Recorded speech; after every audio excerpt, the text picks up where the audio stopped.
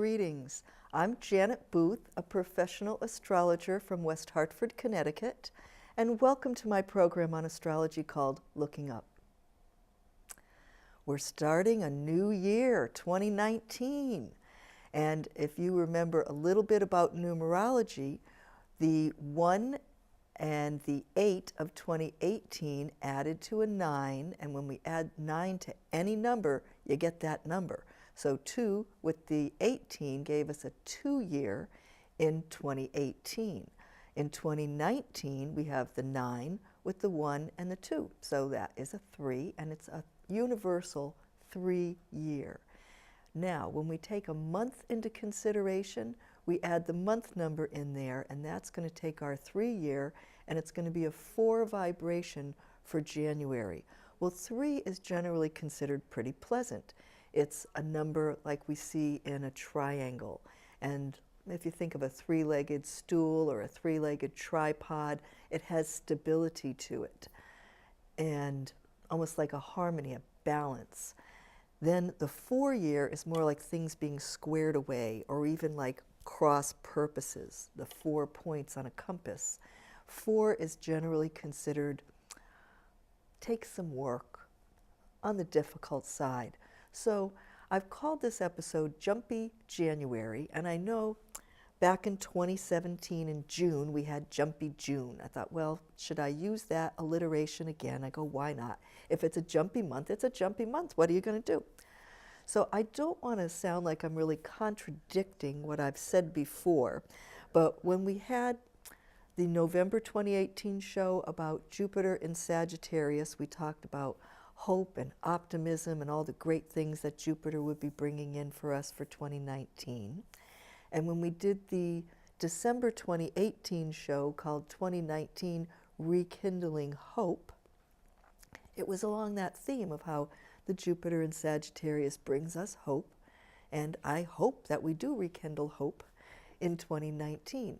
And I did discuss then, and you can go back and watch it, I did, about how some years there's some very difficult planetary patterns, and we had like an extended period of that from 2012 to 2015.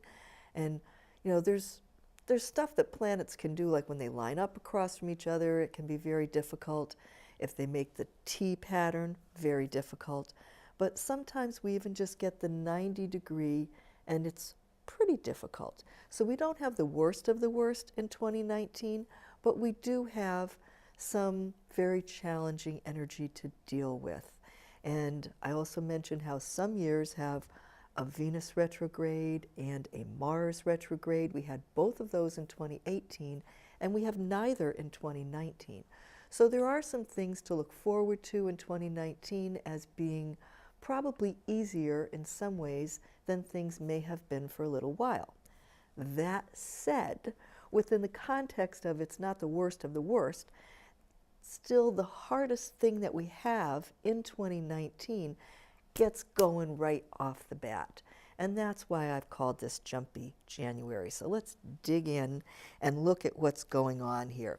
I did mention in that overview of the year program about how we're going to have one of these 90 degrees between Jupiter, our hope planet, and Neptune, our beliefs planet. And Neptune is also about things that are kind of shrouded or hidden, or maybe behind the scenes or cloaked, covered up. Like if you think about magic, what does a magician do? It's called misdirection. Look what I'm doing over here with my right hand because I'm getting ready to do something funny that's going to fool you in a minute with my left hand.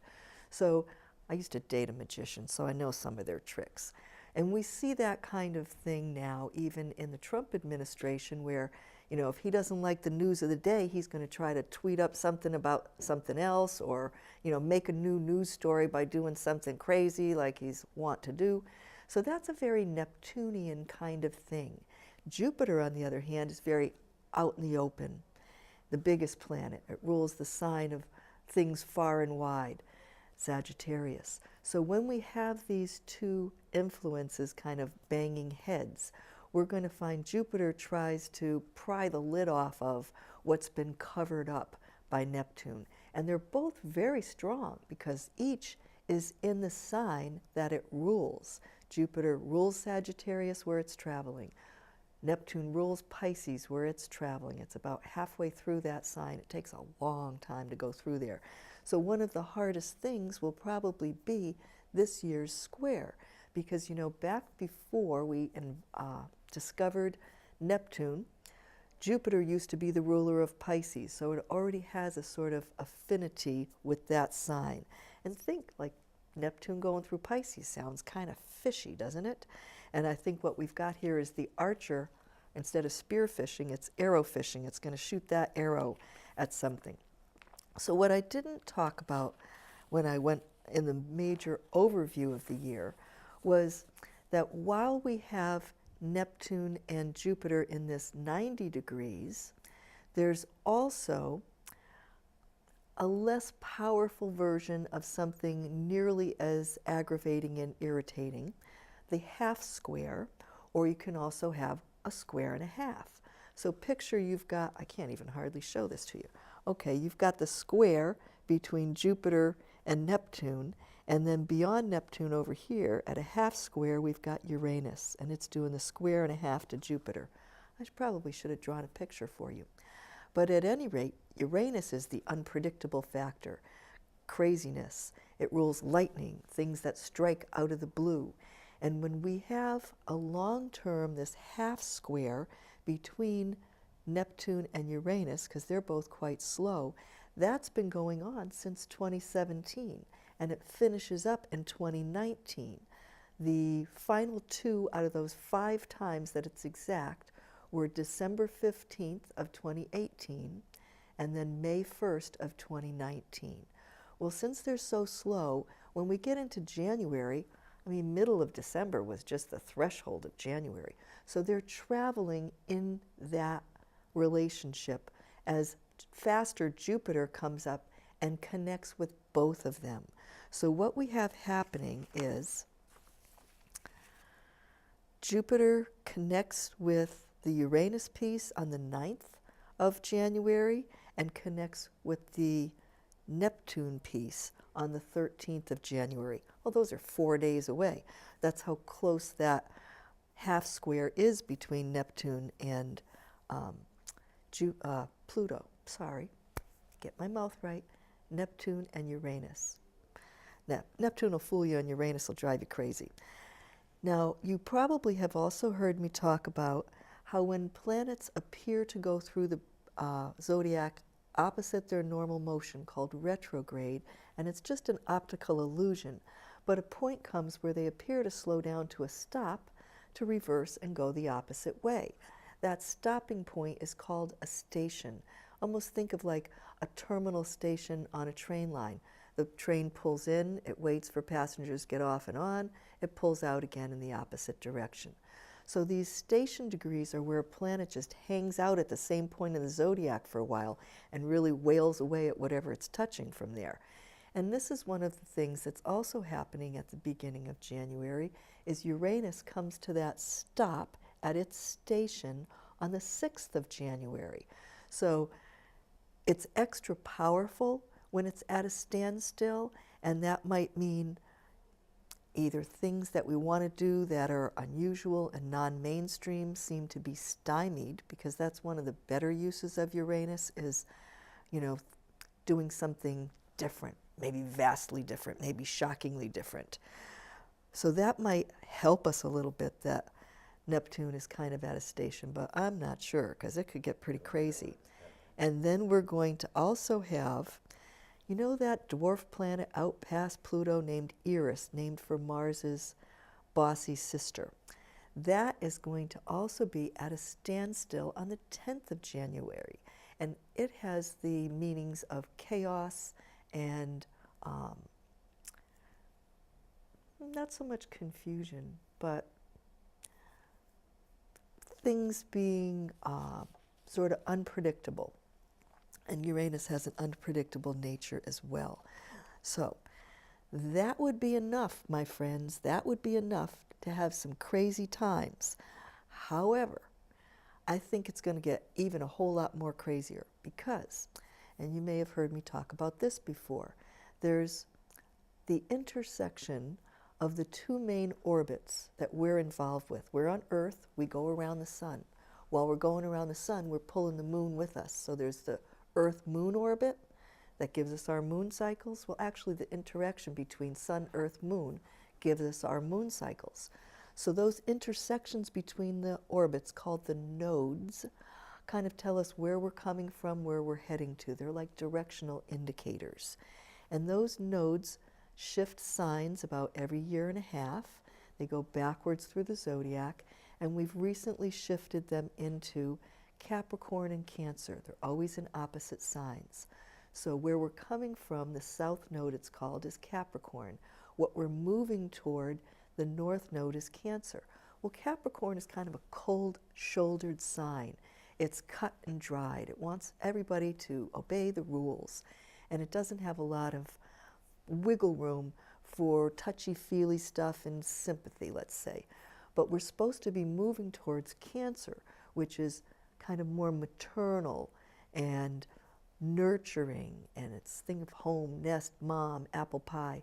It's a sign about mothers and children or families, homes, things like that.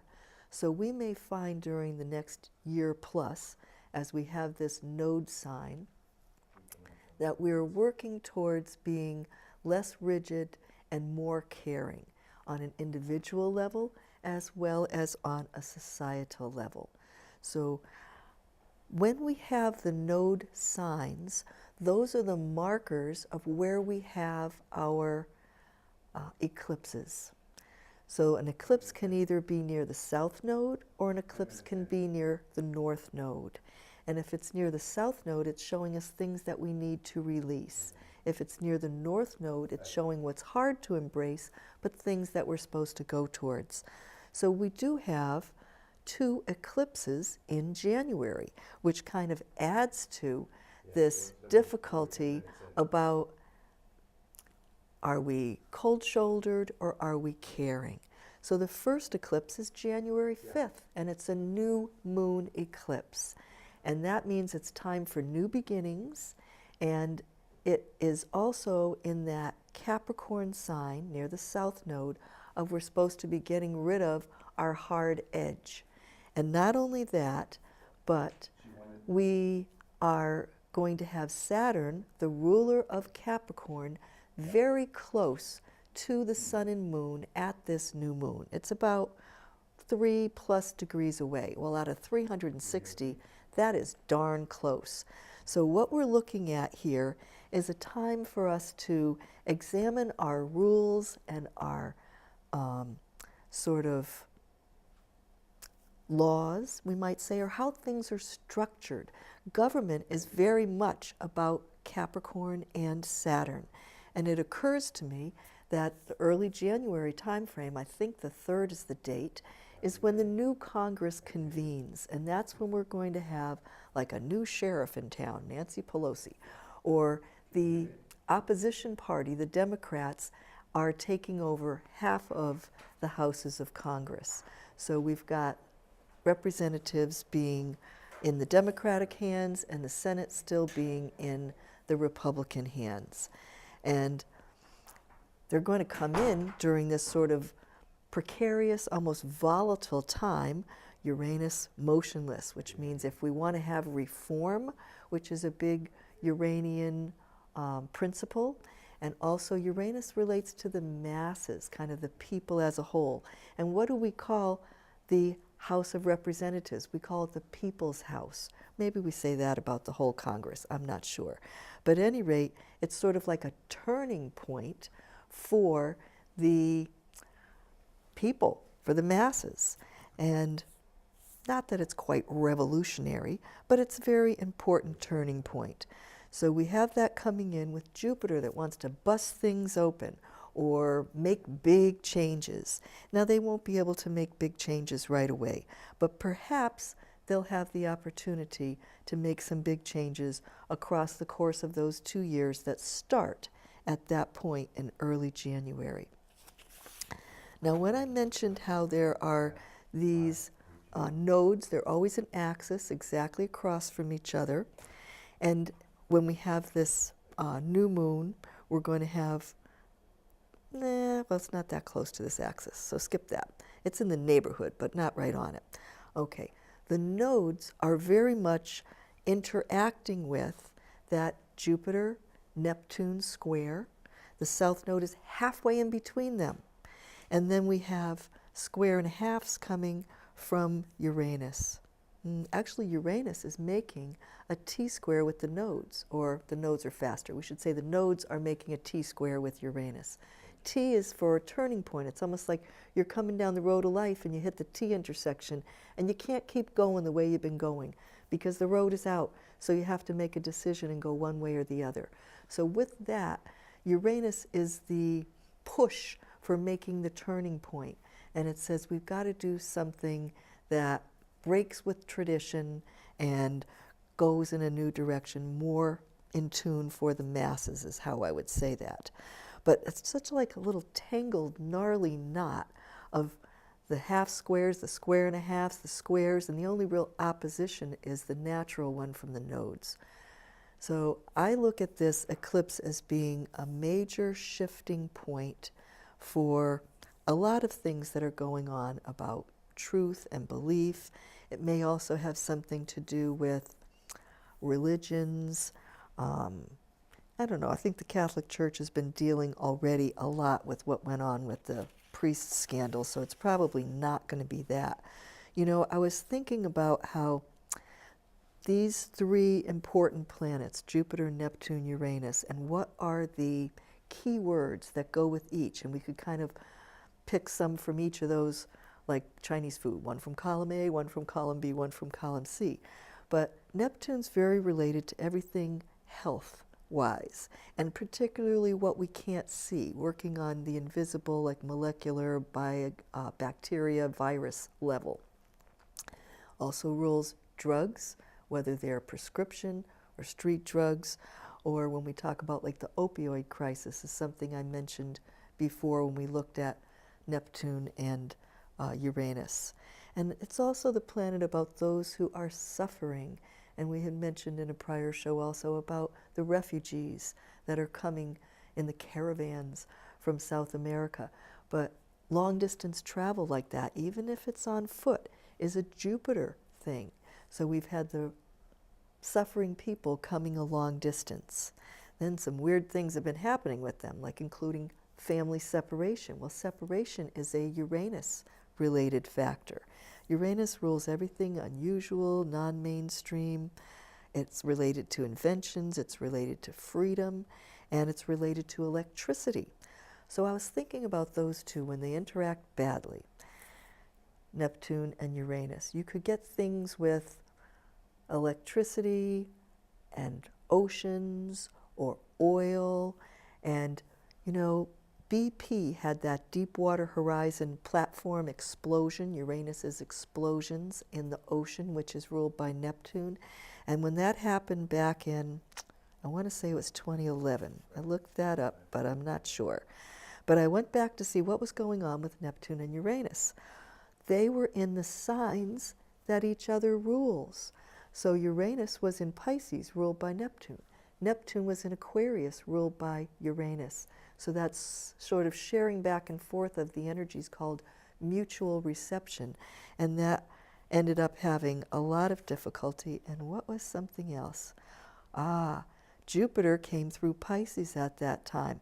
So it was with Uranus, or close enough, and it was a big explosion in the ocean involving oil spill, nasty, nasty, nasty. So Uranus also can relate to earthquakes. And I looked at this most recent Anchorage earthquake that had tsunami threat. Tsunami would be an unusual condition in the ocean now, wouldn't it? And that's a Neptune and Uranus combination again. That was 2 weeks before one of those 5 instances of the exact half square between Uranus and Neptune. So I do respect that this could have some important earth change implications, and as we move on in the year, Uranus will go into Taurus, the sign of the earth, and I think we will be seeing more in the way of earthquakes there. Right now it's back at the end of Aries. So when we bring in the Jupiter influence as well, Jupiter rules growths, rules cancer, Neptune, medicines, Uranus, inventions. Maybe we're going to have some kind of new cancer treatment that will come out of this crazy period. We can only hope. Jupiter's the big planet, so everything it does is large scale. So whatever happens is going to happen bigger. And it is things that affect global and the whole world. So one of the things that we'll also see going on is when we have a pattern in place of slow-moving planets, it sits there kind of for a while because they're slow. Is it going to have a major activation every day? No. So what days become the most jumpy of them all? And that would be when the quick planets come through and make connections to some of that pattern that's already in place. So what I looked at was Sun, Mercury, Venus, the three quickest besides the moon. Okay, and the Sun-Venus pattern generally runs like this. The Venus gets way far behind the Sun. It hangs out at almost the half square between, 40 to 48 degrees, around that 45 mark, the half square, for months. And then when it finally gets ahead of the Sun, it does that too. So we're in a period now following that autumn Venus retrograde where December, January, February, we've got Venus and the Sun in this sort of half square to start with. Oh, for individuals, this could mean examining things about your values, your finances, your relationships, things like that. But what it means is that simultaneously, they're both connecting in harsh ways to this harsh pattern that's already in place. So the Sun makes connections to Uranus, Neptune, Jupiter on the 18th, 19th, and 20th of January. As it's finishing, Venus comes in and makes connections to those three on the 20th and the 22nd. So from the 18th to the 22nd, a mere little 4 days, we've got wham, wham, wham, wham, wham. And in the middle of that, on the 21st, what do you think we have? A full moon eclipse, a lunar eclipse. So this is going to be where things really come to a head. And as much as it has sort of a jumpy potential from the start of the month and from that new moon eclipse on the 5th, remember Uranus, the crazy planet, is standing still at that point. So you give it a couple weeks, it's starting to move. And that's when this trigger comes in from Venus and Sun. And Mercury's not far behind the Sun, and it hits those three, wham, wham, wham, all on the 23rd. So we really go from the 18th to the 23rd, a 5-day period that is like almost like staccato machine gun fire. I don't really think it has anything to do with guns. But I do think what we need to be watching for then is potentially a crazy time with the markets, which have already been going crazy, like the stock market, because instability, insecurity, having big question marks is what drives people crazy with their, stock purchases and sales and fear. And oh yeah, Neptune relates to fear. So we might say big unusual fears would be 3 keywords for Jupiter, Uranus, Neptune. And if this gets amplified and anything that's got Mercury happening with it brings it into the news, very much into conversation. So watch what's going on with things right around that 18th to the 23rd, and it might be, I didn't pay attention if that's got Martin Luther King, holiday in it, but it might. So there might be one day the market's closed. That might be a blessing. So when we see here comes Venus to Jupiter, the ancients called these the prime benefics, the 2 most beneficial planets. And they usually get together once in any given year. Possibly every once in a while, Venus will be retrograde around Jupiter and you'll get 3 visits, and that happened in 2015. But for the most part, there's like 1 day in the year. If you get a second one, it might mean the next calendar year doesn't get one at all. So I like to look, oh good, when's Venus-Jupiter coming? Because it means big heart and big money and big love. And ooh, would that be a good time for people to get married? Not in 2019, because when Jupiter is joined by Venus, that's on that 22nd, that is when we have the midst of this mess, this tangled gnarl that I've just been telling you about. So I think what's going to happen is it's going to give us a little shakeup about our values and what we believe. And if you even think in terms of, what does the government do for people and how sympathetic is it? Or, are we locking up kids and separating from their parents and making ourselves look bad in the world? All that kind of stuff. It's going to be a very interesting time period. And now, I do want to say the month is not totally horrible. At the end of the month, we have a very nice connection coming in that's going to be more amplified in February and March, and I'll probably talk about that in the next Looking Up. But this will be 2 signs apart with Saturn and Neptune. So Saturn is a sort of grounding influence and gets things squared away. So maybe our fears, if they run away with us through the first part of January, they stabilize after about that 23rd, 24th. And by the time we get to the very end, I think the 30th might be the day for Saturn sextile Neptune. I got that written here somewhere, but I just wrote end of the month. Okay, so what else is big this month? Don't you think that's enough? The 2 stations, the 2 eclipses, the tangled, gnarly mess. Oh, almost forgot. The month starts off on New Year's Eve, and we did mention this in the year forecast. Mars goes into the home sign that it rules of Aries, and this is oftentimes impatience and argumentativeness. It's like doing battle. It's the war god in his power sign. So things are going to happen fast and furious. People are going to run out of patience. Good time for exercise. And because we have that new moon on the 5th with Saturn for discipline and scheduling, I think if you want to start a new exercise routine after the 5th, you're going to have plenty of drive and ability to stick with it. So skip your resolutions till after the 5th, and maybe even after that new moon. That's the one on the 5th. Okay, so we've got an agenda. We're going to come back and talk happier things next month about what we can dream up big and make our dreams come true with Saturn and Neptune. But in the meantime, I want you to be as patient as you can be in Jumpy January. Don't lose your head. Try to do something unusual that's big and imaginative for yourself. And I would just say, try to love one another. That would be a good prescription for all this crazy stuff.